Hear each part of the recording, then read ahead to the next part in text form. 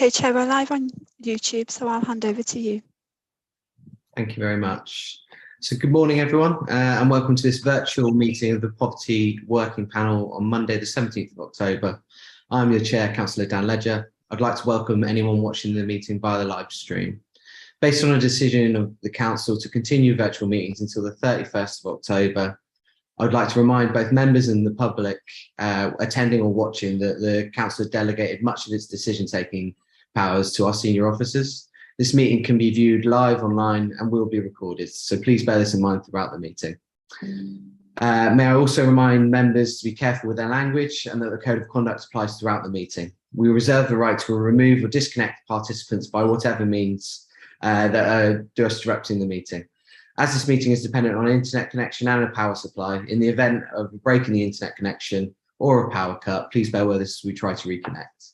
If we are unable to reconnect after 15 minutes, this meeting will be adjourned and reconvened at a later date. Please check the committee page on our website for further details. Could colleagues please ensure that your microphones are muted when you're not speaking? This will help avoid any disturbances from background noises. Could you keep your points short and do not interrupt when others are speaking? Should you wish to comment, please raise your electronic hand and wait to be called. All councillors have been sent an agenda for today's meeting, and that can be viewed at our website at eastdevon.gov.uk. So we'll now start the meeting by doing a roll call of all committee members here present at the working panel. Can you please unmute your microphone, and when you hear your name, please confirm by saying present. When you have confirmed you're present, please then mute your microphone again. So it's over to you, Sarah. Thank you, Chair. Councillor Allen, please. Yes, I'm present, Sarah. Thank you. Thank you. Councillor Armstrong. Present. Thank you. Councillor Bonetta. Councillor Chapman. Councillor Desarin, please. Present, thank you, Sarah. Thank you. Councillor Jarvis. Councillor Ledger. Present, thank you. And Councillor Vixen, please. Present, thank you. Thank you. And I can confirm that we're correct, Chair. Thank you very much. So we start with agenda item 1, which is public speaking. And I can confirm that there are no members of the public wishing to speak today. So we move straight on to agenda item 2, which were apologies. Sarah, have we received any apologies for today? Yes, we have apologies from Councillor Woodward and Councillor Hawkins. Thank you very much. I hope they're accepted.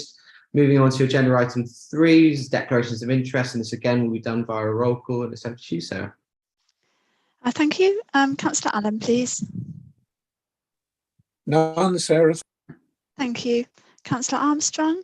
No, thank you. Thank you. Councillor Desarin. No declarations at this time, thank you. Thank you. Councillor Ledger. None that I'm aware of, thank you. Thank you. And Councillor Vixen, please. None, thank you. Thank you. And are there any other councillors in the meeting who need to declare an interest for any of the items on this agenda? Okay, that's now passed back to you, Chair. Thank you. Thank you. Thank you very much. So agenda item 4 are minutes of the previous meeting. So these are draft minutes. If any members have any comments they wish to make, can you raise your electronic hand? If there's no electronic hands, I'll take that you're happy to receive these minutes. No, I see no hands raised, so thank you very much. They're accepted.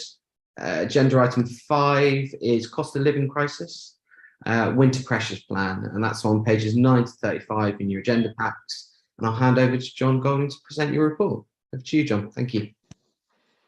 Thank you, Chair. I've got a brief presentation, if I can just call that up and get it started.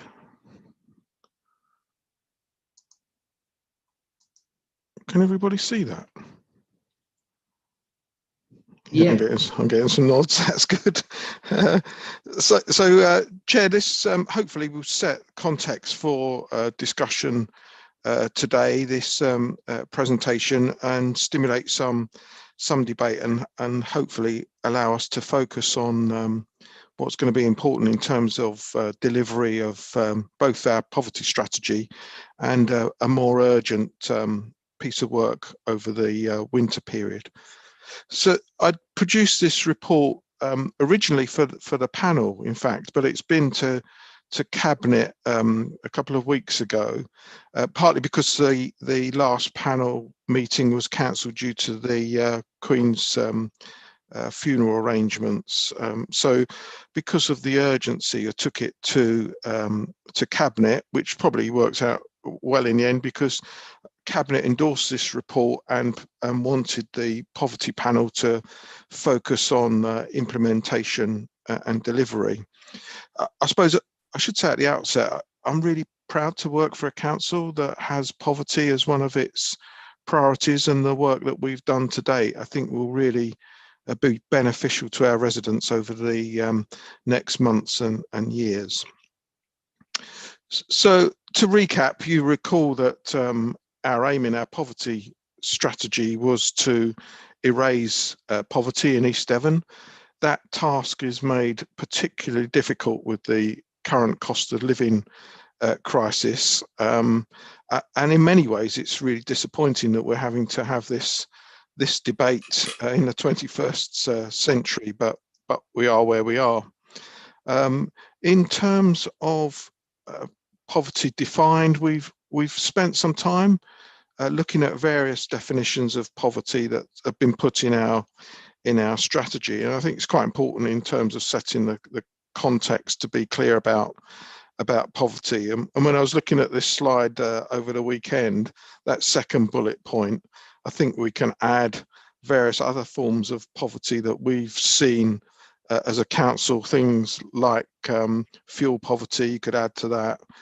And increasingly we've seen in housing what we've referred to as furniture poverty, where tenants coming into housing very often have very little white goods, carpets, furniture, and increasingly as a service we're providing some of those facilities for our new tenants. You'll see in the media quite often there's reference to absolute poverty and relative poverty, quite commonly used phrases, and again we've incorporated them in our poverty strategy. This slide is an extract from the poverty strategy and may be familiar to most of the panel. We've used this chart to summarise the main causes and effects of poverty. It's not an exhaustive list, but I think gives a reasonable flavour of some of the issues that cause poverty and some of the impacts that has. And again, looking at some research we've done a few years ago, this again is in the poverty strategy, but highlighted quite in what is a relatively affluent area of East Devon. There are a significant number of people that are suffering, hence the reaction and the poverty strategy being put in place. And we'll hear a more up-to-date picture a bit later when we look at the poverty or social resilience dashboard matter. So again, a reminder, and I'll be quick on this, just context setting stuff, but we've got these themes, these 5 themes, overarching themes in the poverty strategy around income and financial resilience, strong families and communities, inclusive economy, good housing, good health, and I think they remain relevant today for the cost of living crisis. So I asked myself the question, why now? Why a winter pressures plan? Why us? Why should we act? And my views are set out on this slide, and I think if we can make a small positive difference, it's worthwhile the council organising the various things that most of which we've already considered in our poverty strategy in a focused piece of work to help our more vulnerable residents over the winter period. I'm deliberately not repeating what I said at Cabinet a couple of weeks ago to give it kind of slightly different flavour and concentrate on the sort of delivery side of the winter pressures plan. So I think we know what cost of living means and what it means for some of our residents. Here's a few of the kind of definitions that I've picked up that I've expanded on in the report. And what I've done with that is turn those issues into something. I'm quite a fan of a plan on a page, trying to keep things relatively simple. You might not be able to read all the detail on that slide, but it's in the pack and I'll go into a bit more detail. And I think these short, simple plans are probably more likely to be read. So this plan that's been through a management team and cabinet now is a set of actions. Some are new, some are a repetition of what's already in the poverty strategy and things that we're committed to, in a form of a dynamic kind of policy for the next few months. And some of these things we've already started working on. So I won't go through all of these, but this hopefully is a bit clearer. So these are the 14 points in the winter pressures plan that I'm proposing that we implement. It touches on a whole series of things that's on our agenda today, and looking at the minutes of the last meeting, we covered some of the housing issues in some detail at the last meeting. So that's the plan. As I say, I'm proposing it's dynamic, and there may be some conversations, some ideas that come up today that we can add into the plan.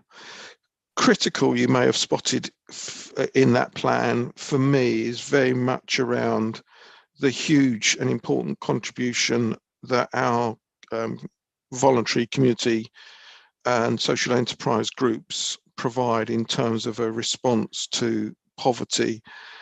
And one of the significant issues for me going forward is how effectively we can work together with our plethora of very effective community and voluntary groups. We've seen the contribution that they can make through the pandemic, where they really stepped up and did all sorts of amazing stuff in local communities. And we recognise that there is a need for us to support them as a council, and you'll hear more about how we might propose to do that. We've got various funding and bidding proposals in place to try and better support our community and voluntary groups. In terms of information and resources, I'm sure because you're all interested in cost of living and poverty in particular, you know of the range of resources that are available. There's some really good stuff out there at the moment that I've drawn on. The local government association have created a hub, a cost of living hub. That's worth a look if you've got the time. And people like Joseph Rowntree Foundation, the Resolution Foundation, really good sources of research and analysis. And our own staff, increasingly, our own staff and some of our partners are seeing this stuff, the effects of the cost of living crisis firsthand, and again, a really good source of information. So I think we've got a pretty good handle on what's going on in East Devon. This slide really, I suppose, sets or tries to manage expectations, and we've said repeatedly that we can't solve all the problems alone. We've got limited resources. We're trying to progress all the actions in the poverty strategy and the winter pressures plan, but we can do that at a pace that we can manage. There is a degree of urgency, obviously, over this winter, where we're trying to coordinate through this winter pressures plan, but we have to be realistic and set ourselves some achievable goals and really focus our interventions where we can have best effect.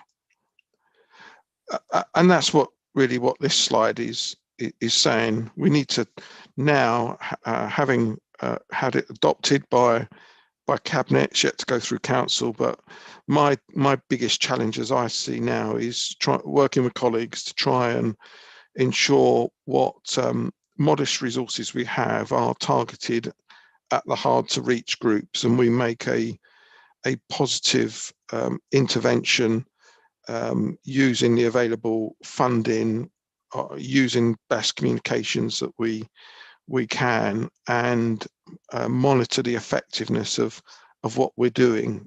And again, the dashboard that we'll look at later will help us do that.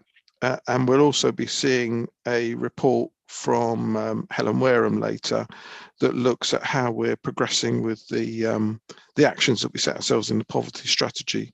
So I think we've got the systems in place to make sure we're focused, make sure we're monitoring what we're doing, and be sufficiently dynamic and flexible to adapt. This is my last slide. So what we're asking of the panel. So hopefully the panel will endorse and support the winter pressures plan. As I say, it's a dynamic. It needs to be a dynamic document, and we'll adapt it as our experience dictates where the needs are, if they're any different to the ones that we've anticipated. I'd like the panel to help signpost and support the plan wherever you can. I know lots of you are involved in community and voluntary groups, and help us spread the word would be helpful. I'd like the panel to be overseeing the implementation of the plan, so that we can be assured that we are effectively using the resources that we've got available, targeting those to have best effect.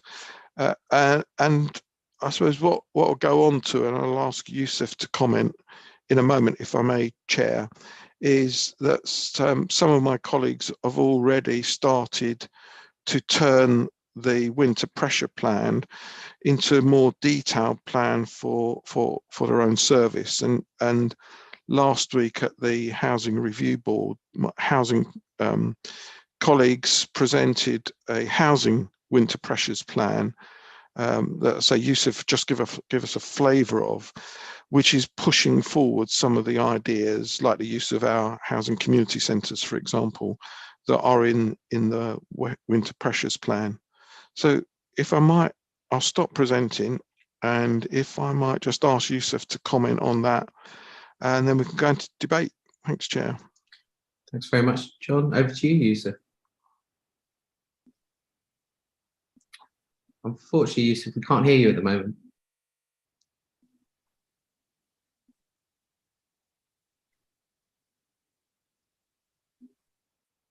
No, it's not coming through.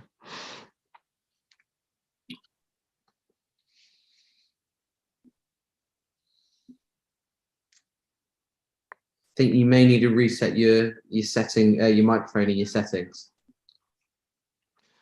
Yeah, perhaps I'll just fill in then a little bit, if I may, very briefly.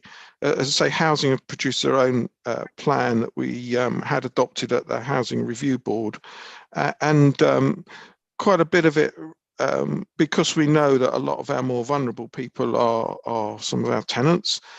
So we're looking to make good use of our community centres, perhaps for warm spaces, those that are appropriate for this idea of warm banks, some authorities are calling them.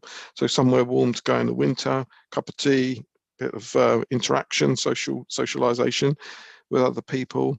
Up in the work of our mobile support officers that are out seeing particularly elderly people. We've set up a hardship type fund. We've put 50,000 aside. We're looking at things like perhaps a moratorium on evictions. We are already seeing some pressures starting to come through in our rent collections. So we want to support, as we have done for many years, but make sure our tenants are properly supported to pay their rent when they've got really difficult choices between eating, or paying the rent or the council tax and those sorts of things. So that's just a flavour of what's in the housing plan. Thanks, Chair. Thanks very much, John. Yusuf, should we try one more time? No, unfortunately, we can't hear. We'll move on. Thanks very much for that, John. And Yusuf, thank you for trying. We'll start with committee members. Sorry, working panel members. And first up is Councillor Jarvis. I'm not sure. Under the new rules, I'm going to declare a personal interest. I work for a charity and my level of income is about 40p above the minimum wage. So I'm one of the people who is involved with this personally, with the heating, with the food prices, with transport, with everything else. So I think when we started this with COVID, we didn't quite realize how far things would go. So I'm not sure under the rules. Hopefully there's somebody here who could tell me, but I think that I do have a personal interest in this. I'd suggest that that's a non-registrable interest, Councillor Jarvis. Yes, thank you. Thank you, Chair. Councillor Desarum, over to you. Oh, good morning. Thank you very much, Chair. I'm going to ask or look at item 10 on our agenda we've just seen about the prevention of homelessness. I'm going to say what an excellent quote you provided the other week for the new rough sleeping programme. I believe that you said that the funding is really welcomed, and I think that's something that's really worthwhile. And I would particularly welcome, I think, if the panel was able to have a presentation from the two rough sleeper navigators who are going to be employed. I'm not sure whether it's for this panel or maybe scrutiny or some other area, to give a presentation to see what they've been doing, because it would be particularly useful. And I think also I would ask that obviously this grant is maybe a one-off thing, and I'd look to see how we can implement it in future years once the grant money has gone. And I'd also like to, I think, focus on item 10 on repairs and maintenance, particularly in the winter, as clearly keeping people's homes warm and carrying out the necessary repairs will be of benefit to them. So those were my basic thoughts that I throw out today, Chair, and thank you so much for the opportunity to speak. Thanks very much, Councillor Desarum. John, could we possibly arrange that? I know that we already have the navigators in place. They are, it's a continuation of funding from previous years, and they do an absolutely fantastic job. I know in the summer in particularly, they actually saved a gentleman's life. So yeah, they are invaluable. John, is there anything we could do to bring them to a future panel meeting maybe? Yes, of course. Yeah, we'll put that on the forward plan. I think they, as you just saying, Dan, they've done some fabulous work for a little while now, and they've got some really good case studies that will bring home to the panel just the importance of the work that they do. So a bit like I think Victoria, that's going to talk to us later about food banks, that lived experience type work that they're involved in would be useful for the panel to hear. So I'll put that on the forward plan. Thank you very much. Councillor Allen, we'll go to you next, please. Thanks very much. I'm always amazed when I look at the range of things that have been put into place by this council, how effective it is when we all work together. And I must say that John's done a fabulous job in spearheading this situation with Libby and Amy.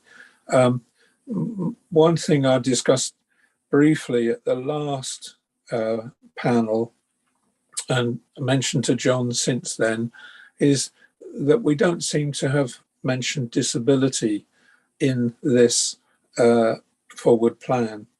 And I'm very aware, I mean, when my daughter was alive, if her electricity got cut off, she couldn't even get out of the chair. She was stuck. So I'm very concerned that we may have a proportion of the population that need more help than we've presently organised. And I wondered if John could comment. Thank you. Thank you very much, Councillor. There are some things we do help it with disabled residents. I'll go over to Libby just to. Hi, thank you, Chair. Yes, just to come back on that, Sharon and I will be covering some of that in relation to the work that we're doing, but further in on the agenda. But just to reassure Councillor Allen, we do recognise that they are a group that are going to struggle more. It's recognised nationally that those with disabilities, they are likely to have a higher energy cost, may have mobility issues, so they may struggle to access warm banks that are being provided. And so they are areas of work where we're looking through additional funding we're going to get to provide some targeted support. We have already target support through our energy rebate discretionary scheme, which Sharon again will touch upon later on in the agenda. Okay. Thanks very much, Libby. John, do you have anything else to add? Only to say that we do recognise that as Libby was just saying, and when I was talking about targeted support earlier, that is likely to be one of the groups that we can be most supportive of. So it's not intended to exclude disabled people from that, and Mike raised that at Cabinet when we had the discussion, and it landed positively. Thanks, Chair. Thank you very much. Yusuf, we'll try one last time. Thanks, Chair. Can you hear me now? Yeah, we can hear you. It's fantastic. Thank you. I just wanted to just recap. I think John's covered most of it. So obviously the emergency housing response to the winter plan went to the Housing Review Board on the 11th of October. Just before that, we consulted with involved and not involved residents and spoke to them around what do they think they would need support on and what our residents would need support on. And they mentioned a number of different things that possibly we wouldn't have automatically thought of. So we're taking those into consideration. And as John said, it is quite dynamic. You know, the Housing Review Board did agree the report, the recommendations, and the short-term measures and the hardship fund proposals that we put in place. But some of the planning still needs to be done. But we are trying to hit the ground running. We've got a project officer that's been appointed already, starts this week. And they will begin to set up the hardship fund and the process for people accessing that hardship fund so that it's immediately available for tenants that need it. We're also obviously considering which community centres are we going to open up to provide warm spaces, hot drinks, snacks, meet the neighbours, play games, socialise. And one of the community centres has already started to do that. Bidmead Community Centre is open on Wednesdays 1 till 5. It's coordinated by a volunteer. It's Minister Sam Burnett, if you're aware of his work, and he's providing a food bank there, and we're providing the funding for tea, coffee, biscuits, and around 35 people attended last week to access that warm space and support. So we'll also look to deliver some workshops around benefits, financial resilience, energy and food, and access to food banks and support if required. We've been talking to Libby's team around mapping out where the warm spaces are in the borough and where there's gaps and where we need to enhance the scheme around where people can go. So where there isn't a warm space, we'll either go to the residents or we'll create a warm space. Or we could fund existing groups like the one that I just mentioned at Bidmead. Libby's team have also provided us with some data around poverty and energy efficiency. And I met with Amy and Graham, and we looked at some of the properties that are in the very lowest of bands, in band F and G in terms of energy efficiency. And we're going to look to target those properties and look to see whether we have done some work in those properties, whether we can go out and do additional repairs in those properties, but also look to support the tenants in terms of if they're having to pay additional costs for heating as they're in bands F and G, where we know that the properties are very poorly in the poor band in terms of energy efficiency. We're looking to pay the difference in terms of the additional costs, because they just happen to be in these properties where we've not been able to improve them as of yet. So we'll look to support those tenants. And then we'll also look to give them some advice around operating the heating, because there's some issues around tenants not understanding how to best use their heating. So we'll go out and support tenants in that. We're producing just 2 more things, and I'm taking a bit of time. We're also producing a special winter newsletter that we've started to develop. That will talk about everything that is in the winter plan. It'll talk about food banks, benefit support, what the warm spaces, how they can keep warm, the support available to them. We'll put a lot of the support that the resilience team provided within that newsletter. And finally, we're carrying out a tenant profiling exercise over the next few months, because we need to get to know who's living in our property just a bit better, to find out what their support needs are, what their contact details are, how they want to be communicated, whether they've got internet access, and whether they actually want to get involved in East Devon as well. So we'll be trying to find out a bit more about our tenants, looking at their ages, whether they're working, whether they're on benefits. So it's going to be called something like a getting to know you survey. So we hope to get that sent out over the next few months. It's quite a big exercise. Thank you for listening. Thanks very much for that, Yusuf. I think you never need to apologise for giving us detail. I know it's appreciated by all of the panel. So we'll come to someone who's very instrumental in setting up the property panel in general, so Councillor Armstrong. Thank you, Chair. That's rather embarrassing, but thank you. No, I just wanted to ask, and I know John mentioned it in his presentation, through you, Chair, if I could ask John just to, if he's able to expand a bit more on what members, bearing in mind what, how overworked our staff are, and the vacancies and so on. I just wonder if there's anything John wanted to add, or Yusuf, about what members can do to help with all this. I mean, one thing that obviously strikes me, and we've talked about it many a time, is about lobbying our MPs and the government for extra resources. So that's something that I know we could do, and I think we should be doing more of. But I just wonder, John, if there's anything else that you can think of or highlight for us, please. Thanks for that. Councillor Armstrong. John, go to you, please. Thanks, Chair. Members have been hugely supportive of this initiative, which has been fantastic. So I think we're at one on this agenda. Everybody sees it as important.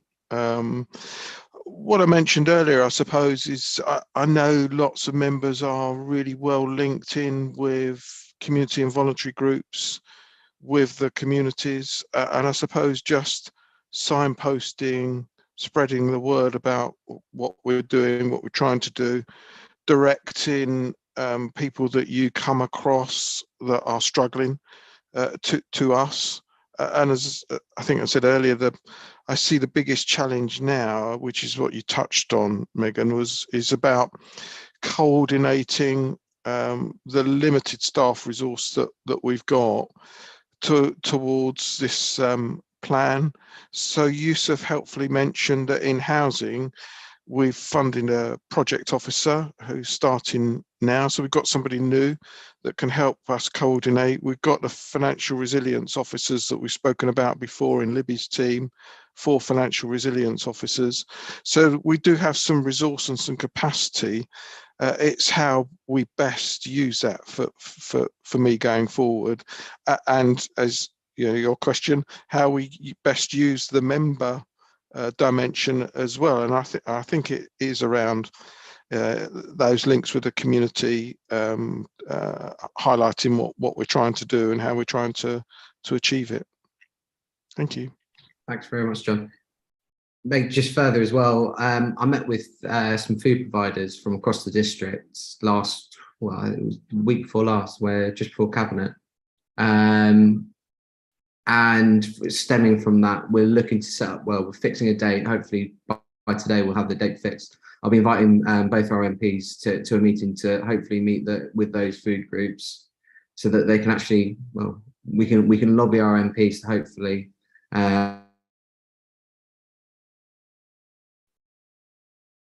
sorry, you're on mute, Councillor. Sorry about. Could I just ask whether that's a sort of a meeting of just a certain number of people, or could members of this panel join in with that, or not? Sure, members of this panel, yeah, be more than welcome to join. Yeah, well, if you're able to let us have details, and then, you know, if people can come along to that, I think the more people who are lobbying, the better. And that sounds like a great opportunity. Thank you. No problem. Thank you. Councillor Rylance, we'll come to you next, please.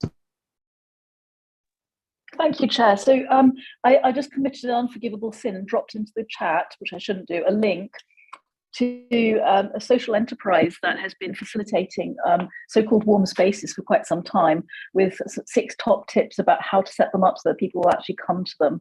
And essentially, I think the number of what they say is don't target them, because if you target, people don't come anymore because they don't want to be labelled.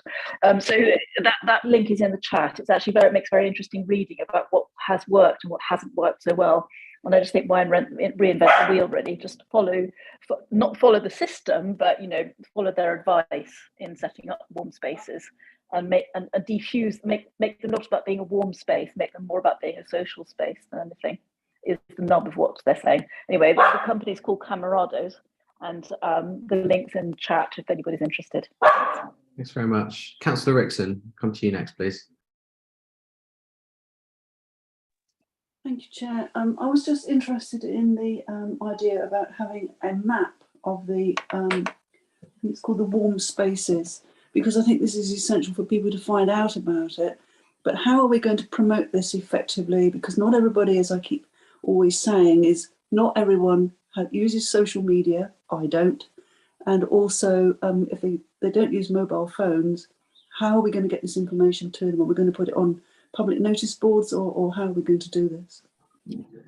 That would be a job for our comms team. I've been speaking last week with Andrew Hopkins just on that, and how we might need to go more traditional media on a lot of these items, so that we do reach everyone that we can. Libby, I saw your hand go up. Do you want to come in? Yeah, I was just going to say we can actually use some of our data on our dashboard to maybe do some targeted support to those that we know are low-income households already. So that would mean we're actually communicating direct with those households, and also through getting that word out there in as Dan has just already highlighted. So yeah, more traditional methods as well. Thanks very much. Yusuf, you want to come back in as well?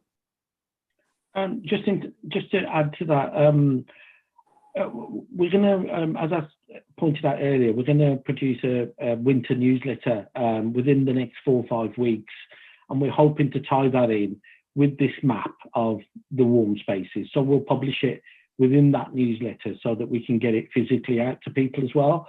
And then the people that can't come out to these warm spaces, we intend to visit them, because they might not be able to get to the warm spaces. So we might be able to help them in their own homes in various ways, whether that's providing blankets, scarves, gloves, some help towards their benefits, help with energy efficiency within the property, but we'll go out to them.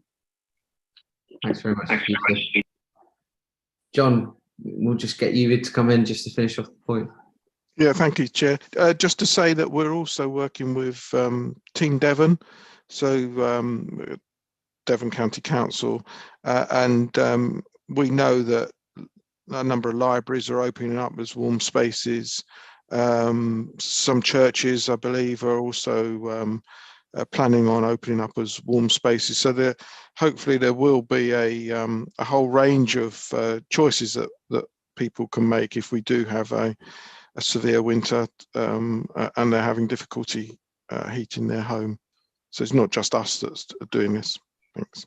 Thanks, John. I think hopefully members can see from the amount of officers that are jumping in for each question, it's just how much this is across different services and really across the council that's feeding into this. And it is really a joint effort. Councillor Jarvis, we'll come to you next, please.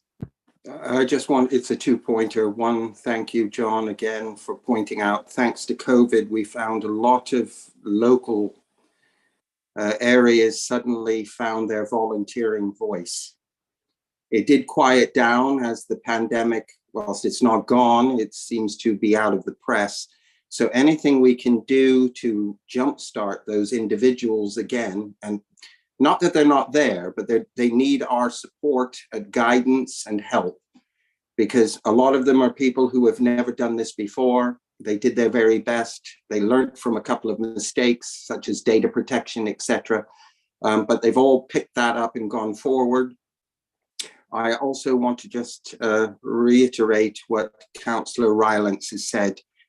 We found with COVID, a lot of people suddenly found themselves they work, and this is nothing against anybody else who doesn't work, but they work, they go to work, they earn a living, only to find themselves in a very terrible position with COVID, suddenly requiring food banks for the first time. There is a stigma. Unfortunately, that's a social thing. To target people, as Councillor Rylance has said, can sometimes be a very bad thing. So it's how we go about this is very important, because the whole point of this is to encourage people who feel unnecessary shame that they can ask for assistance when they need them, whatever their position in life is. Thank you. Thanks very much for that, Councillor Jarvis. Councillor Allen, we'll come to you now, please. Thank you, Chair. Just a couple of things. Firstly, on the communications front, I wonder if I can just suggest that there could be something downloadable for local people, especially councillors, to be able to hand to people. I'm often out walking, and I know a lot of our councillors are often out and about.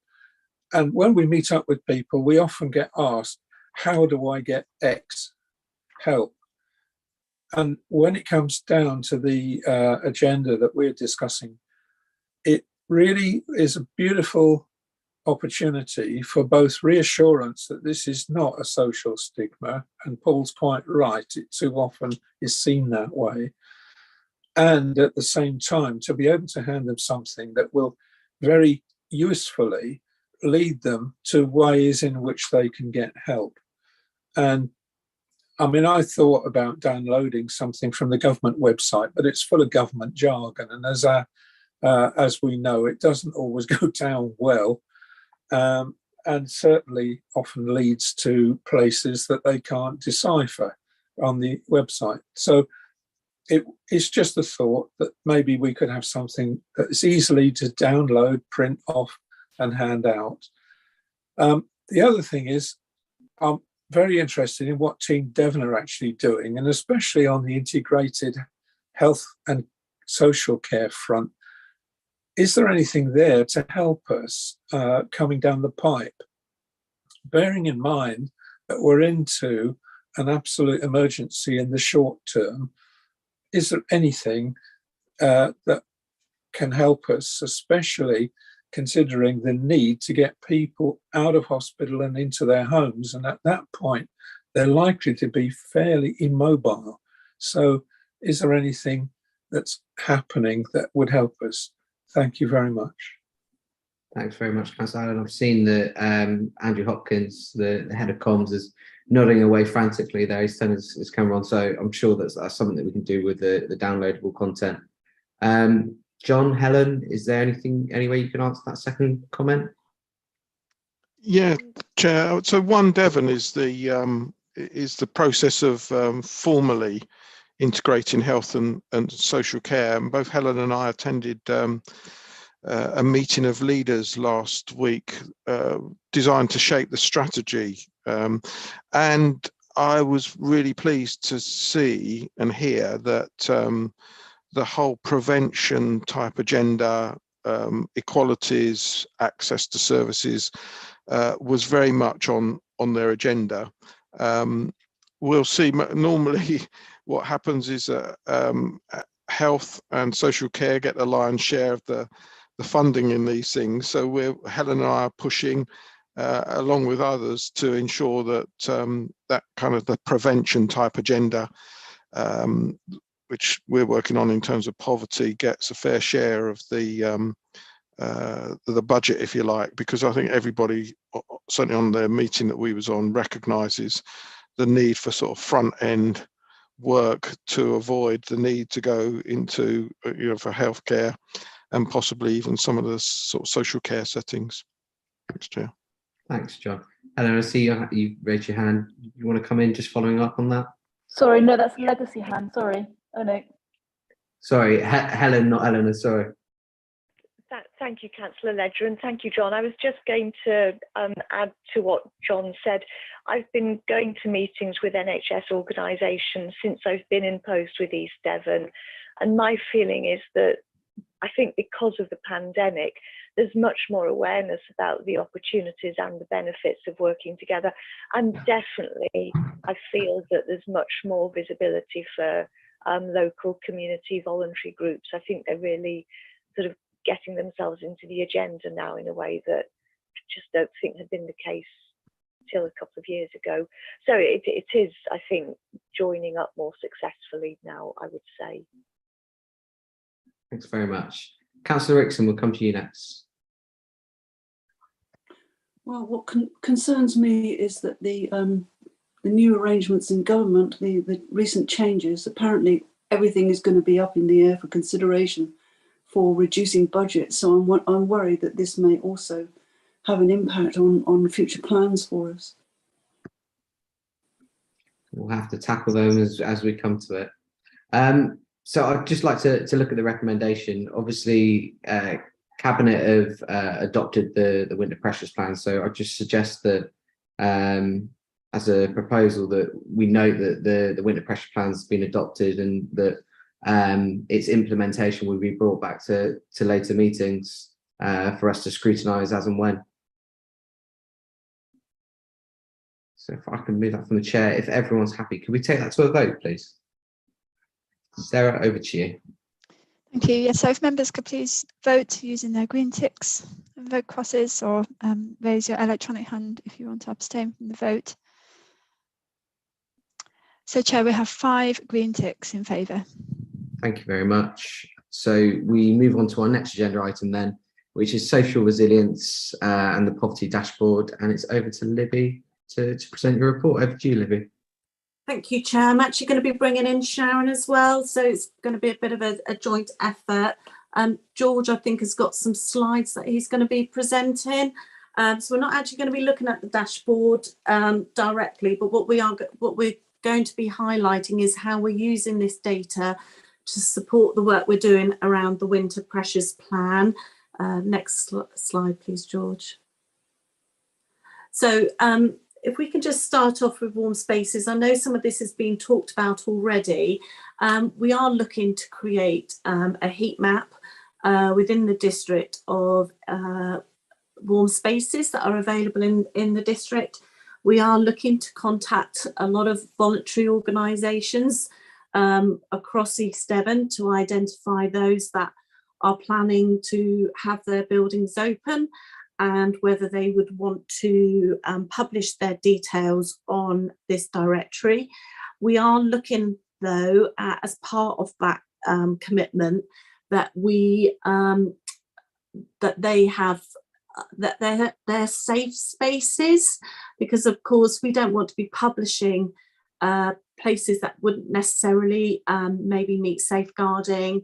They're not going to be welcoming, and I'm sure everyone is, but it's just that sort of covering ourselves to make sure that that people can go there, picking up on Councillor Ryland's point around that we're not advertising them necessarily as warm spaces, but they're organisations that are already existing and we're just linking them in, but people know that they can go there without being judged with dignity and will be treated with respect. And again, picking up on the issue around, we're working with Team Devon, we know that libraries have already opening there or are recognising their spaces as warm spaces.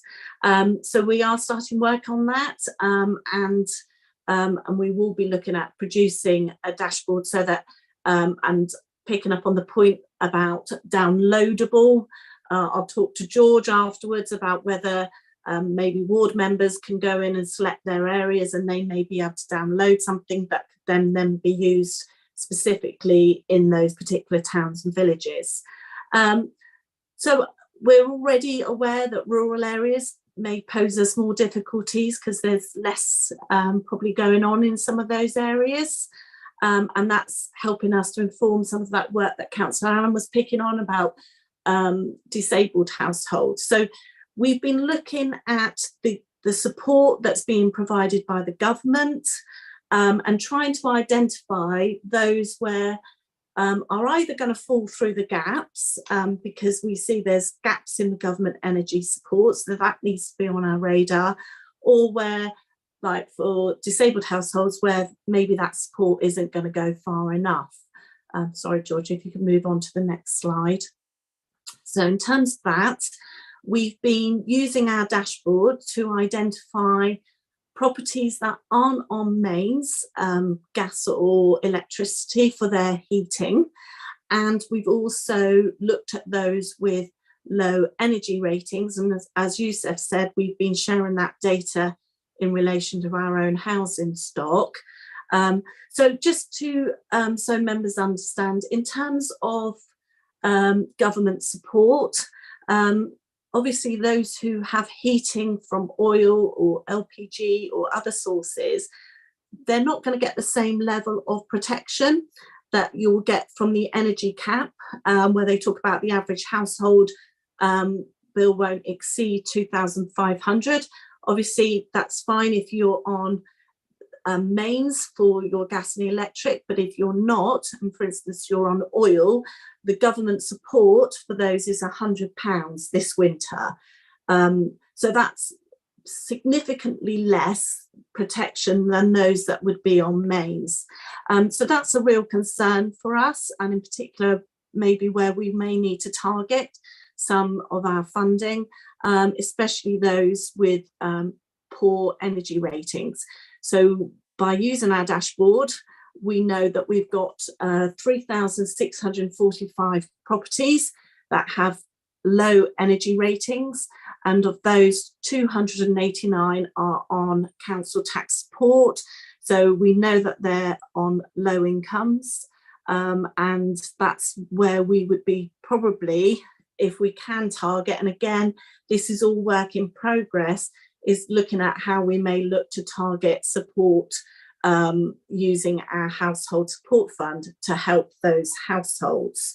So Sharon's going to talk to you about how we're using government funding. So through Team Devon, with Devon County, they've got funding through from government that comes from Department for Work and Pensions, and it's referred to as the Household Support Fund. So we've got funding for this winter, and some of that funding the government expects us to target, and some of it will be for application. So it will be a combination approach, and Sharon will talk to you about some of the work that we're doing in developing that policy on how we will utilise that funding that's coming to us via Devon County. And also, again, Sharon will explain how we developed our discretionary council tax energy rebate policy that members may recall back in the spring, as part of our delivery of that council tax energy scheme. And we had some discretionary funding and how we've targeted the households that we targeted, again, using our dashboard to support that work. So I'll just pass you over to Sharon, and then I'm more than happy to answer any questions on any of this work. Thank you. Well, thank you. Okay, so we wanted to give you some examples on how we've been using the dashboard to help inform our approach. with some of the discretionary funds we've already received. One of those is going to be the discretionary council tax energy rebate scheme, and then we'll show you how we're working on targeting the household support fund that we've recently received final guidance from the DWP for. And as you can see, we also used the dashboard to help with our review of the council tax reduction scheme for 2023-24, which we're currently working on at the moment as well. So starting, oh, sorry, George, could you? Thank you. So starting with the discretionary council tax energy rebate scheme, when we first designed the scheme, we knew it wasn't going to be possible to help everyone. And so we looked at the data that we've been gathering on the dashboard over the last couple of years to make sure we targeted our allocation of 269,000 to those who are most in need. We had a number of options available to us. Some obvious ones were giving residents in bands E to H, properties who are on low incomes and in receipt of council tax reduction, £150. That used just under 58,000 for 385 households, left us with 211,000, which in the scheme of things, it wasn't a large amount of money given the need that we knew was in the district. So as previously we've shown the panel, we could see the biggest group of residents applying for extra help from the hardship and household support funds were households where there was either a carer or disabled member living in the property. We also knew from the work that our financial resilience officers do to understand the root causes of poverty, that our second and third highest reasons were due to mental health and physical health conditions. And those figures are still the highest, second and third highest, currently at 41% for those who are disabled and 20% for carers. So from our work we've been doing, we know that this group of residents often have higher costs associated with their energy bills due to things such as having to run equipment, perhaps more laundry or needing to keep warm. So we wrote to 3,615 households, inviting them to claim a £40 top up. Even if they had already received a payment under the main scheme. And we also included those living in bands E to H, properties where the council tax account showed a disabled or carer's disregard or discount in place. And people could opt out of that if they wanted to and they didn't feel they needed the extra funds.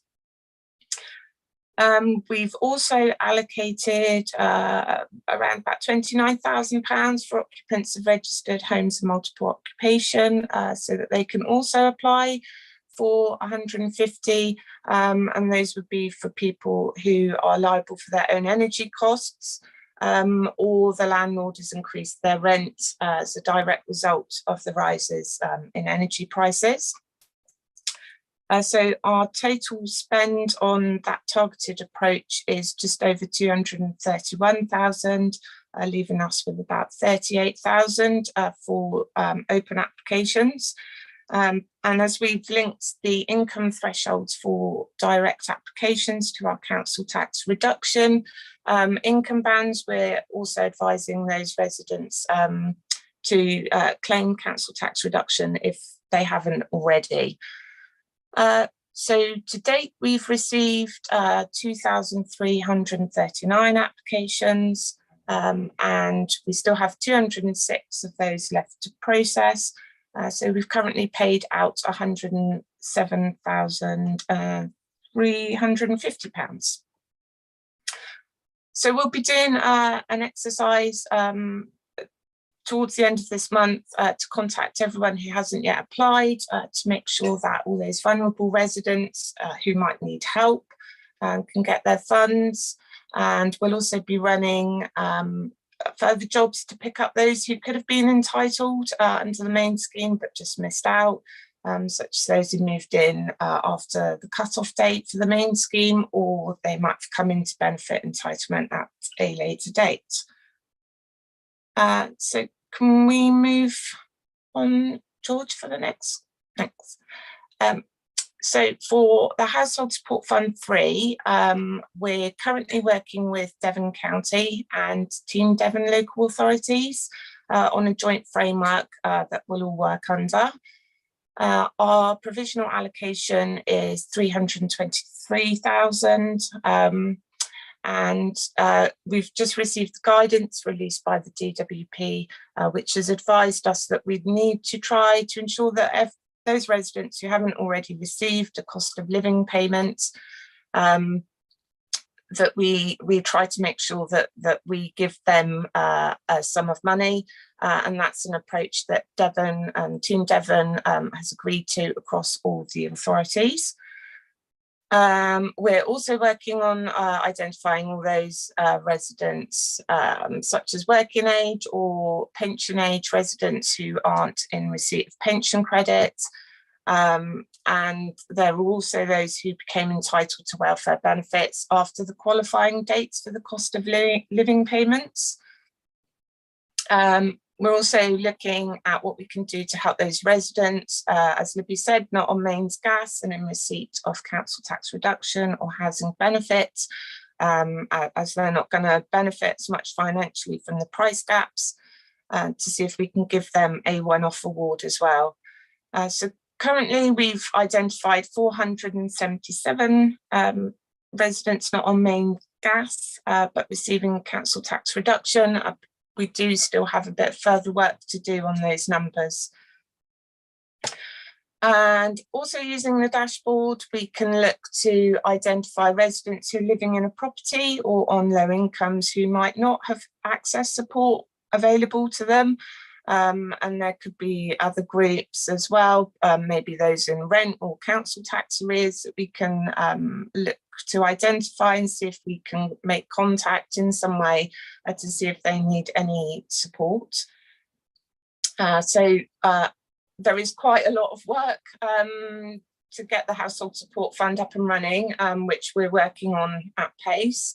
So we're still finalising policies and agreements with county and the other local authorities. And then we obviously need to put that policy together for ourselves. And of course, we'll be providing support and help for all those residents who need help to access funding, as we do at the moment. So I think the next slide. Thank you. So as Libby's already touched on earlier, we're going to be using the dashboard and the EPC ratings, which have shown us those households that are living in properties with EPC ratings of E and lower and who are on low incomes. So as well as seeing if we can target some support to those, we're also working with Exeter Community Energy and private sector housing to explore what else we can do to help those households over the winter. And hopefully between us all, we can start to help reduce energy costs and keep residents warmed. Again, that may be some kind of targeted approach with that. So that's really a bit of what we're doing and how the dashboards helped inform our work especially over the last 6 months or so. So Libby, do you want to add anything further to that, or on to questions? No, I think on to questions. Thanks, Sharon. Thank you, Libby, and thank you, Sharon. Really, really informative and really appreciated. Members, Councillor Desire, we'll come to you first, please. Oh, thank you, Chair. I think that's a very helpful and informative report that we've had, and I'm particularly interested in the first slide on the discretionary council tax rebate. And I note we're going to do the follow-up work to make sure we get more people and more residents, I should say. We are targeting all the vulnerable residents, I note, but how successful do you think this will be, the follow-up? Because obviously we want to get as many residents as possible to receive this benefit. So I note some of the comments you mentioned that some people may have been done by the cutoff data and various things. So I'd just like to know if we have some kind of basic strategy to make sure that the follow-up is going to be very successful. Thank you, Chair. Thanks very much. Councillor Desai, Libby, we'll come to you. Yeah, happy to answer that. Thank you, Chair. Well, it's a bit like the main scheme that we delivered for the government on the energy rebate scheme. When you first contact residents, not everyone responds. So the next will be to send out a second letter asking them to highlighting that they're of their entitlement and encouraging them to apply. That will create another volume of people that will respond, and then we will be looking at doing outbound calling and other ways to make contact with those. We just need to get the numbers down to a level that we can then start to engage with people over the phone, and that worked successfully with the first scheme, so we'll be looking to deploy a similar strategy to with the discretionary scheme. And if I can just touch on that, because we've just closed the main scheme and we have deployed 99.7% of government funding under the main scheme. So it's been, you know, and that's nearly, I think it was 7 million we've deployed of £150 payments to just under 47,000 households. So a significant piece of work. And we will be preparing a briefing paper that will be Jack will be to Councillor Rowland, and I'm sure he'll be circulating that on to members on the outcome of the main scheme. So I've got every confidence that we will be just as successful as we were with the main scheme in deploying pretty much 100% of that funding. Well, 100% of that funding. We're not looking to send any money back. So. Really is some astounding figures. Really is a credit to you and your team, Libby. Councillor Jarvis, we'll come to you, please. Thank you, Libby, and your team. During the course of this panel, we've seen that you are, and John, so proactive. I'm going to reiterate what Sharon said, and thank you to Sharon, and what Councillor Allen said. Sharon, mental health. Mental health is so important, and I'm sure Helen would agree with me. A lot of people who didn't think that they would have issues are starting to have issues because stress is a part of mental health. As much information that we as councillors could have with those leaflets that are downloaded would be beneficial to all of us. Just being able, when not targeting somebody, but when people come and communicate with us, to be able to hand them something that is actually relevant, that they can look at, they can take home without having to tell their personal stories to us, is very important.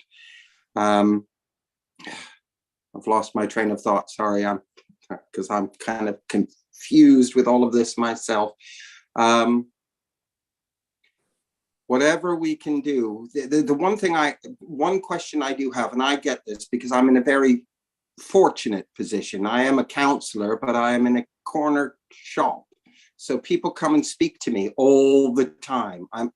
I tell everybody I'm not a councillor, I'm more a social worker, and that's what I am, whether hearing their day-to-day problems, cheering them up, or whatever I do. I am getting an increasing amount of private landlords who are decent landlords. They haven't put the rent up, they understand the situation, but they are actually having to cover the cost of the electricity and the gas.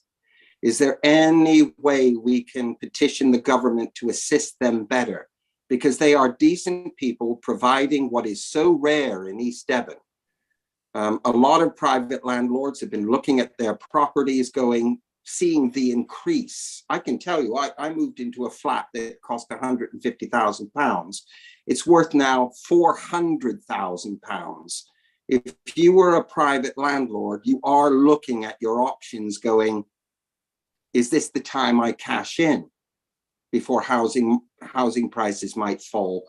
Is there any way, John, we can lobby the government to assist those private landlords who are also having to take on the higher cost of energy.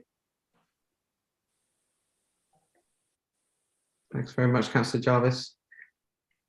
Don't want to, John, is there anything you want to come? I feel it's more of a political decision as to do lobbying, but are you happy to cover that? Yes, is I think the answer.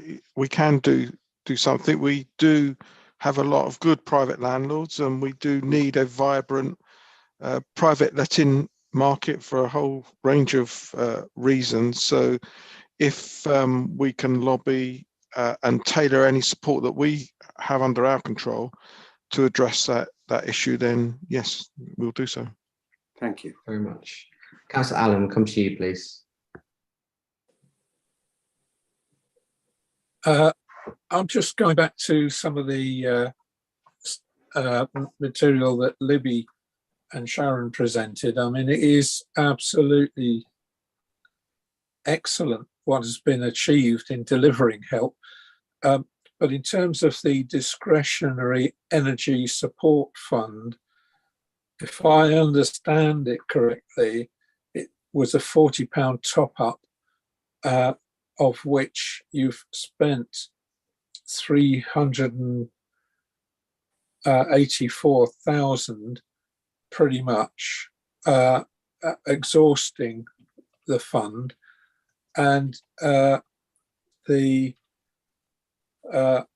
concern I have is, are our funds becoming exhausted, especially since it's going to take a little bit of time to get the Housing Support Fund operational, because it's a partnership issue.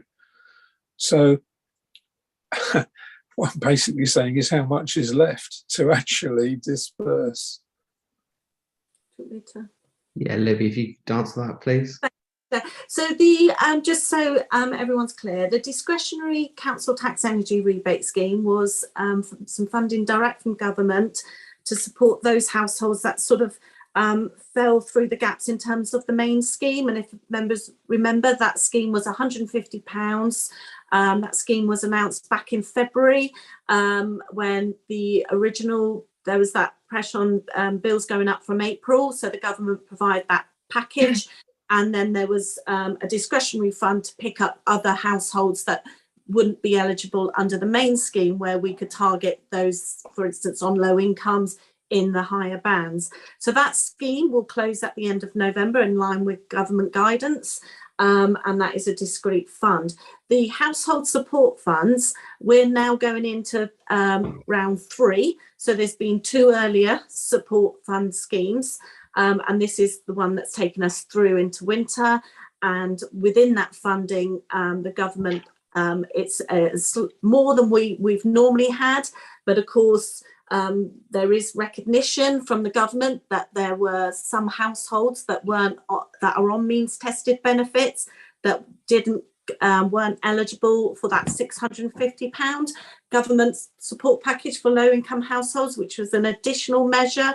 Again, that was announced back in February time. And so through this household support fund, we need to look to target those, which is what Sharon talked about. That will leave some funding available. But obviously with the winter, I'm sure it will more than go. We do have some funding from the district council that was put aside last January. If you remember, we took a report to cabinet in, I think it was January cabinet meeting, on discretionary schemes, because there are lots of different schemes the council has, and additional monies were put into the council's own hardship fund. And I know we've used some of that, but there is still funding in there that once we exhaust the household support fund, we can then draw on that scheme to provide continuing support. So at the moment, we're fine, but it depends how much demand, I suppose, that comes on that. And, you know, we'll keep the position under review. And if we're seeing that we're going to run out of funds, say by January, then we will look to come back to highlight that back through this group or direct to cabinet. But at the moment, I would say we're fine. And this is why we're trying to work creatively. And that's where the work of the financial resilience officers can help also access other funds. So a lot of energy companies are creating their own hardship schemes, and we're very creative in making sure that we're utilising those funds as well and not just drawing on our own. And so that's where that work is also going on, and they've done a lot of work on that. I think we're one of the highest referrers into the South West Water Gateway in order to get water debt written off. So rather than using our funds to service those different organisation schemes, and so that helps to put more funds into or direct more financial help to our residents. Hopefully that helps. Really does. Thank you, Libby. Councillor Armstrong, can we come to you now, please? Oh, thanks, Chair. Yeah, it's just a quick one following on from, who was it now? About can we lobby the government about the any help from for landlords, good landlords, from Councillor Jarvis. I was just going to say it's just another thing to add on to the list, Chair, of when we meet up with the MPs.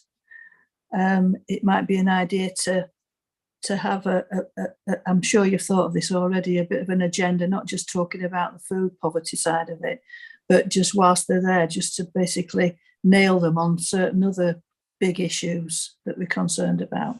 But it might need a separate meeting. I don't know about that, but you know, I think the lobbying is really, really important.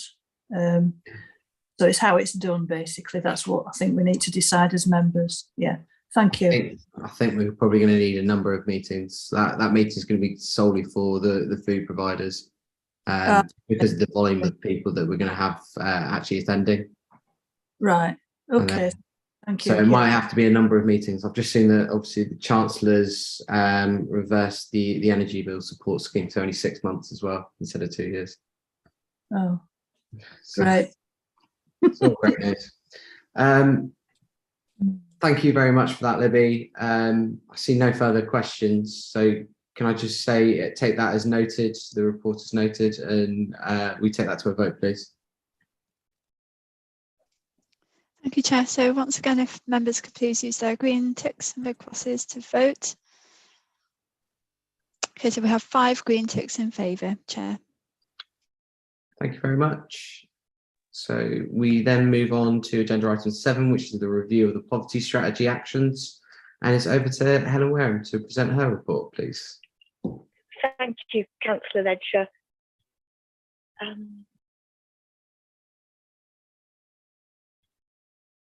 Can you confirm when you can see my slides?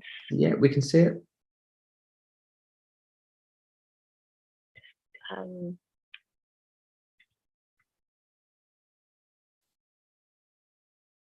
Great, thank you. So good morning, everybody, and it's really nice to be here to update on progress of the action plan, because we started talking about the action plan, of course, some months ago. So I put together some slides just to give you a flavour of what's in the body of the document. So I'll talk through that, and then perhaps we can have discussions and some questions at the end of my presentation. So just to sort of launch the presentation, I wanted to make sure that everybody remembered that the action plan is in support of the strategy itself, and that's what we're working towards. So we had service leads coming to the meetings, the poverty panel meetings, during the latter part of 2020 and 2021, and it was on the strength of those presentations that the action plan was pulled together. And it's worth stressing now, and I'll say it from time to time throughout the presentation, it's not been the intention that we would have completed all the actions by now, and I can explain why. But it was going to be delivered over a period of time and dependent on the different teams' capacities. So a quick reminder about how the action plan itself is structured. There are 5 overall objectives around these themes.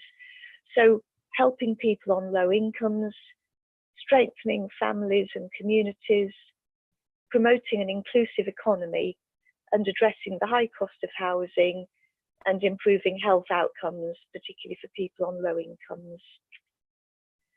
So we reached the stage of monitoring early in 2022, and in an effort to assist service leads, I rearranged the action plan so that it was presented service by service, still numbered according to those 5 themes. And then I invited the service leads to note their activities against their actions. So leads have been returning progress updates to me between June and early September of this year. And again, just to remind all of us, because it wasn't the expectation that we would have finished everything. So I've been collating the report over the summer, ready to present to you. And that was a document that you received just a few days ago. I wanted, before we sort of dive into the contents of the progress update itself, just to reflect on the sheer scale of what we're trying to do. So just as a reminder, there are 61 objectives against those 5 themes. Many of the objectives are subdivided, and many of the objectives are shared by more than one service. So I'm absolutely not expecting you to be able to read the details on the table I've presented, but it's, I suppose, partly to remind me when talking to explain to you. So here I've picked 5 of the actions from theme 1, and all 5 are shared between housing and finance, and the first one is shared also with environmental health. So we're inviting all of those services to report against each of those actions. But then on the right-hand column, you can see that they're all subdivided so that one action is then broken down into 2 or 3 subdivisions. And that's why it's really quite a large piece of work that we're asking the teams to do and that we're now trying to report upon. So just to introduce the report itself, so I sent it to you last week. I've presented the progress so that each service has its own section. There were some services that weren't mentioned in the action plan itself, but all services were invited to report at the beginning of the plan in a section called All Services. So the document is 58 pages already. Your heart sank when it arrived last week. The contents page, I just wanted to make sure that you were aware that the links are clickable. So if there's a particular service that you're interested in, you can click on that link and go straight through to that section. However, I do have an apology to make. I hadn't quite finished updating, I realised, the contents page when I sent it out to you. So HR was actually missing, not in the body of the text, but in the contents page of the copy you received last week. So I'm sorry about that. So I'm now going to just pick a few examples from the report itself, showing how we're progressing. So the very first section is for the panel, and this is where you'll be recording the lobbying work that you're doing. And I think Councillor Ledger and I will just need to have a think about how I keep abreast of progress so that I can capture it for any future reports. So then the very next section is the All Services one, and it was Street Scene who took the opportunity to report their success with the Kickstarter scheme in this section. So Kickstarter is a particular program to try and help people get into work, young sort of 16 to 24-year-olds, and they reported their success with this scheme in this section.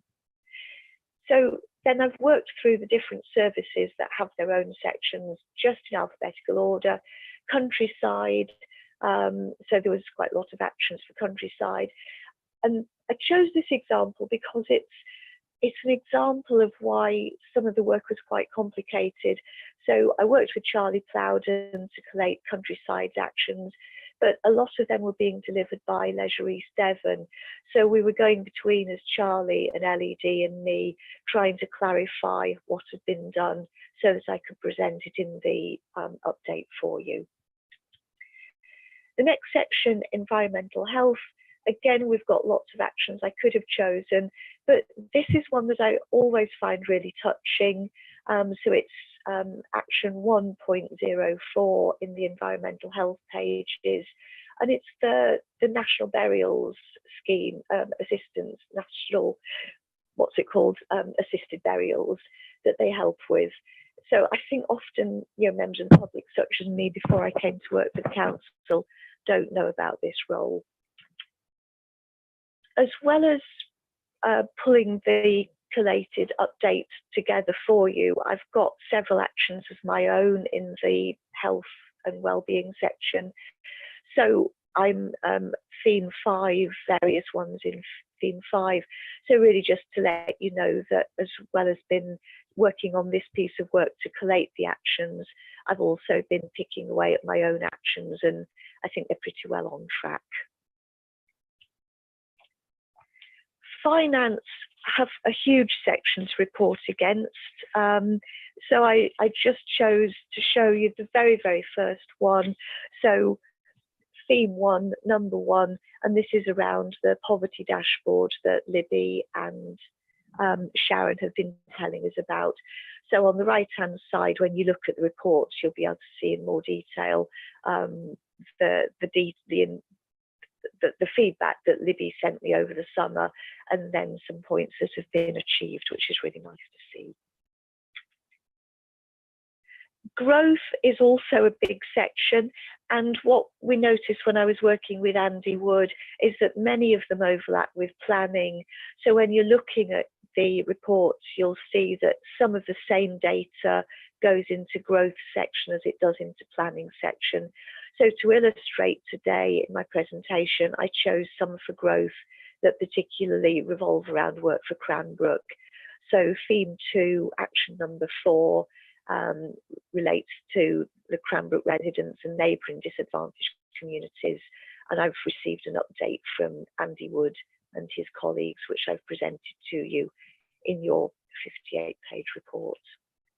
Housing, again, another very, very big theme, and we hear from time to time from Amy at these meetings and from John today.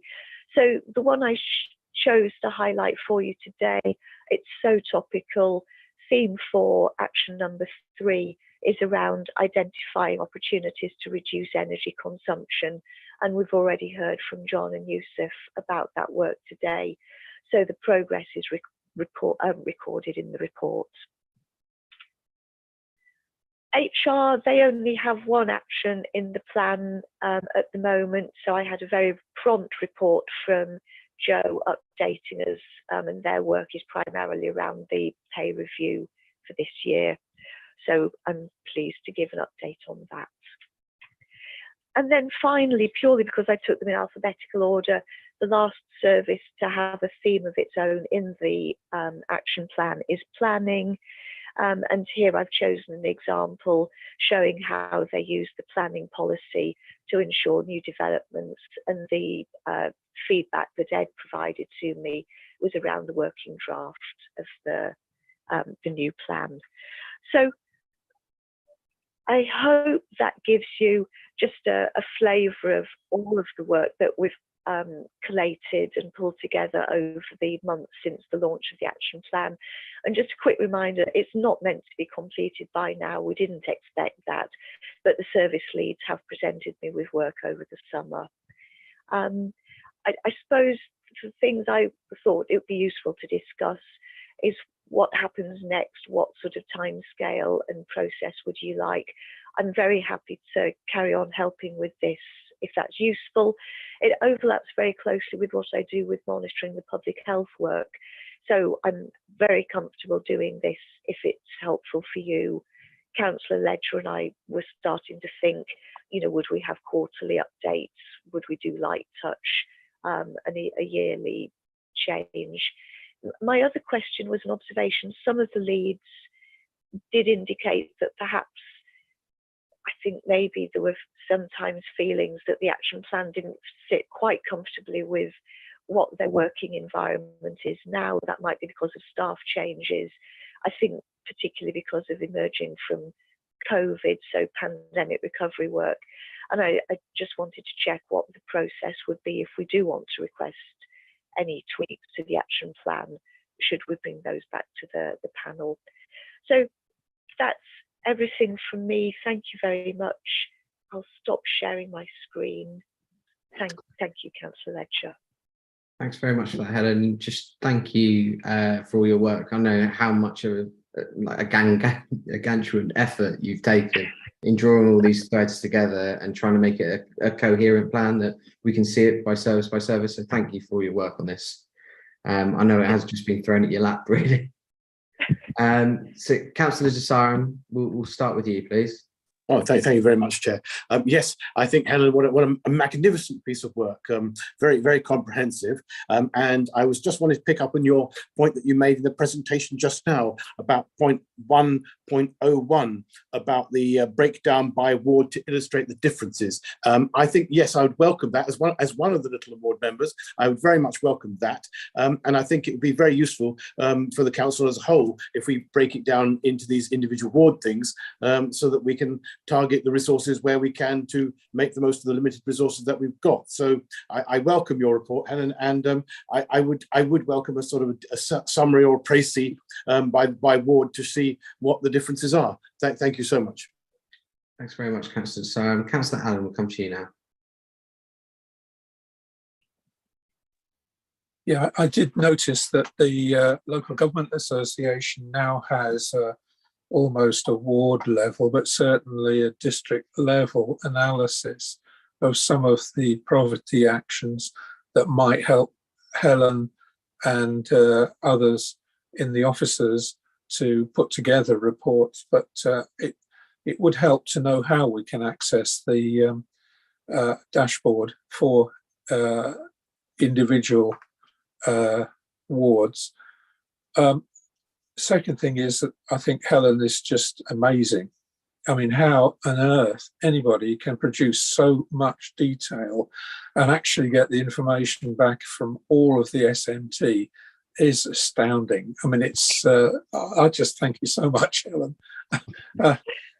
Organising that, please don't stop, because it actually gives us an excellent report. But please put it on the agenda as well as on the minutes, because you can't actually access your lovely report any other way except because you sent it. Oh, could I? And I want to boast about it. Councillor Ledger, may I respond to that, please? Yeah, of course. Councillor Allen, the reason I asked the Democratic Services team not to publish it was that because I was doing it in time for the meeting, there are a few things that I think probably do need tidying up in it. And when I ran it through the accessibility checker, I resolved most of the things that were flagged up, but there was one quite big problem to do with the way I've done the table that isn't DDA compliant. So that was why I asked that we didn't publish it just yet. So it is something I need to think about moving forward, but that was the reason why I thought we shouldn't share it just yet. Thank you. Okay, Helen, it's just, I want to tell everybody how well everybody's been doing, and it's a wonderful report. The last thing I would say, and I want to come back to this issue of disability, because when you look at these reports and when you try and actually drill down, some of the reports actually refer, as Libby's report on the dashboard did, to something like 40 or more % of the people who are making claims are actually disabled. But most of the time, you can't see what we're doing for those who are disabled. And it would really help if we had something clear as to how we are helping people with disabilities, and I know there's a lot of charities and various other routes of getting guidance, but the one thing that I'm very concerned about, especially now, is this issue of their mobility and sustainability if they can't afford decent heat and electricity, and that affects their whole life. It's bad enough being disabled without having these added pressures on top. So if I could just recommend that we actually bring together some of our policies and reporting and show how it impacts on those who are disabled, it would help. It would help me to put forward the right proposals at council instead of necessarily just going in with the information I've got. So thank you very much for listening. Over to you, Chair. Thanks very much, Councillor Allen. I'm sure Libby, Helen, and we'll have a conversation with Andrew, and we could possibly create an infographic of some of the things that we've delivered as part of this to really get the message out there a little bit more. Councillor Arms, oh, sorry, Libby, can we come to you first? Yeah, I was just going to come back on the dashboard being made available at ward level. At the moment, the dashboard is an internal tool.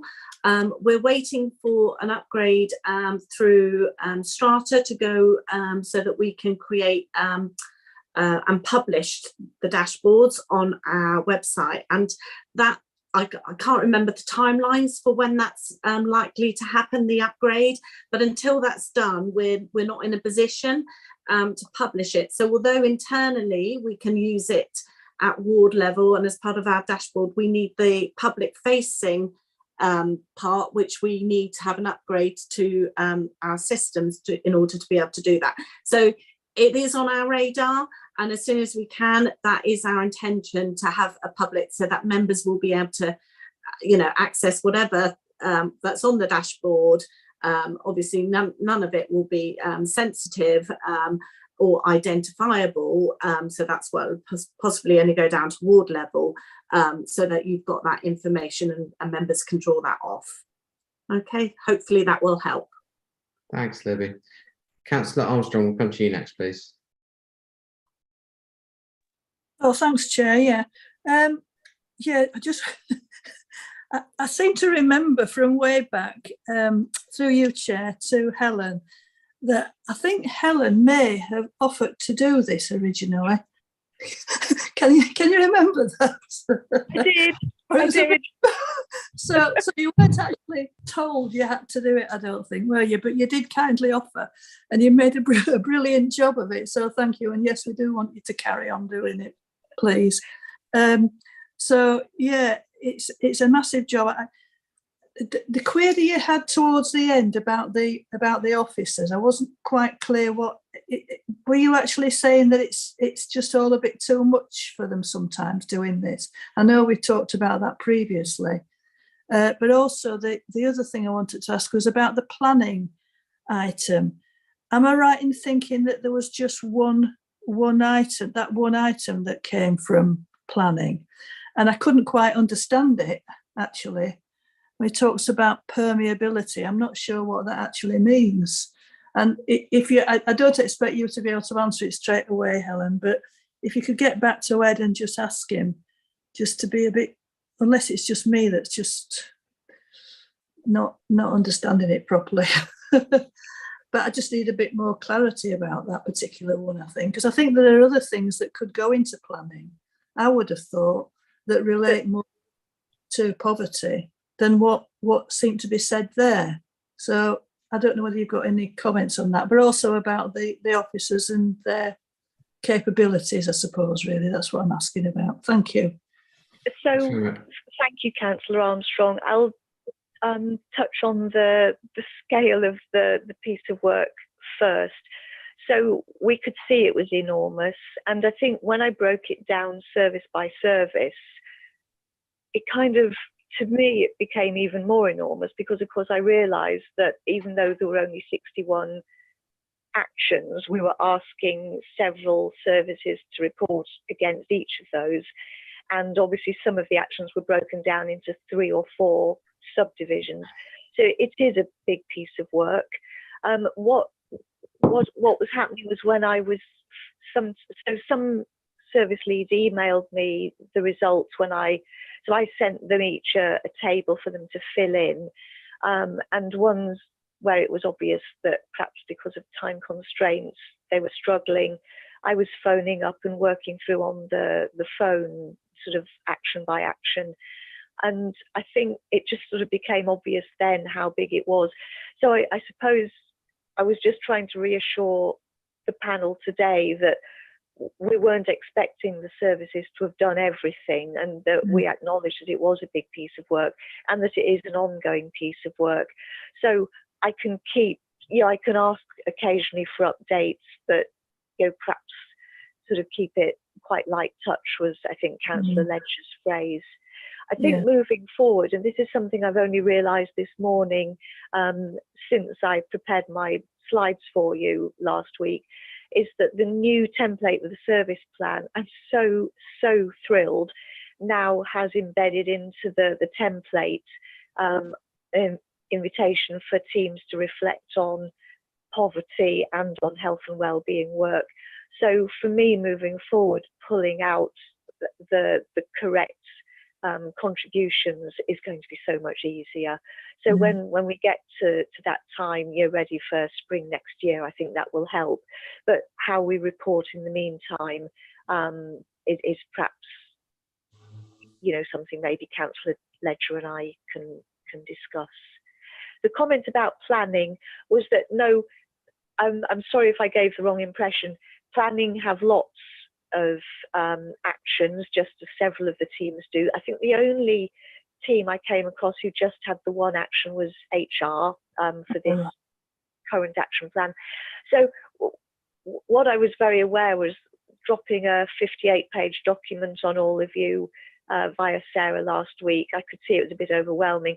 So I just wanted to pick out an example from each service to highlight this morning. So I just fairly randomly, I think, happened to choose that one from planning. Sorry, yes, because I hadn't read all of them, so thank you. Not yet. Thanks very much. John, do you want to come in on that point? Just briefly, Chair, it's a thankless task, and I seem to be constantly asking colleagues for their contributions to things via Helen sometimes. So whether it's climate change, poverty, or the health and wellbeing agenda. But having said that, I think it's really important that we do this. So I'm really grateful to Helen for doing the work and the colleagues that have contributed to it, and particularly because you might recall that the panel, we kind of tweaked the terms of reference. So originally it was set up to produce a poverty strategy, and then we've morphed into this oversight, monitoring, keeping an eye on good practice type group. So it is really important in terms of going forward that the panel get sight of how we're delivering on the ground. So I'd ask, like others have recognised that clearly in the panel, ask Helen to persist with the work that she's doing, if she would, please. Thanks, John. Councillor Rickson, we'll come to you now, please. Thank you, Chair. Well, I too was interested with the poverty dashboard and thought this is going to be quite an amazing piece of work which will reveal other things potentially. I just particularly wondered whether it would also feed into discovering pockets of hidden poverty, which is referred to in item 102 under housing. And I'm also very interested to see the results of the initial review of the breathing spaces scheme, which I think are going to be important going forward. Thank you very much. Any officers have any comments? Libby? Yes, sorry. Thank you, Chair. I'm happy to come back and provide an update on, sorry, can I just capture those again? It was the breathing space. And was also, sorry, Councillor Rickson. I was just wondering whether the poverty dashboard would help us to uncover pockets of hidden poverty, which was item 102 under housing, and 110 under housing was referring to the breathing spaces scheme. And of course, this has only just been set up, really, I believe, and so we can't expect anything anytime very soon. The intention is to set up monitoring, so we need to pull that data off so we can report on it. So I'm happy to provide an update from the next poverty panel meeting on the breathing space. Perfect. Thank you, Libby. Councillor Roland, we'll bring you in now, please. Jack, over to you. Oh, thanks, Chair. I apologise for joining the meeting late, only about 10 minutes ago, and for giving me the opportunity for speaking, as I'm not a panel member. I was actually getting my COVID booster, so it was a good reason for not attending at the start. I just wanted to pick up on something, and please stop me if this has been covered earlier in the meeting, a point that Councillor Allen was making about disabilities. I was very keen when Libby Jarrett first put forward what the policy was going to be about how we would administer the council tax energy discretionary scheme. A key component of that was people with disabilities and their carers. And what really helped is the superb work that's been done regarding the poverty dashboard, because that really highlighted where we could pinpoint people that really needed that help, and to be proactive in issuing the letters out to those people. So I apologise if that point has already been made earlier in this meeting, but from what was being said after I've joined this meeting, I just got the impression that perhaps some policies that were designed to particularly help people with disabilities in the last few months may well have been overlooked. Thank you, Chair. Thanks, Jack. No, Libby and Sharon both covered in their reports, and yeah, I think it was a point well made. Just moving back to the agenda item and the questions that Helen asked. Personally speaking, that I think that we should get a quarterly update on the report with light touch reviews every year. And if there are any requests from service leads, that they get brought back to the board to the panel for our consideration. Are members broadly happy? Or is there any other recommendations? Sarah, can you take us to a vote on that then, please? Yes, certainly. So again, if members could please vote using their green ticks, red crosses. So Chair, we have 5 green ticks in favour. Thank you very much. Now, we are meant to have an agenda item 8, which is food poverty update, but unfortunately, I've just heard that Victoria Robinson's unwell today. So with members' agreement, I'd like to defer that to our next meeting. Okay, so thank you. So that pretty much brings our meeting to an end. So I'd like to thank everyone for participating, including the members and any members of the public that are watching online. Can I remind all those present that the supporting officer will confirm that the meeting is no longer being recorded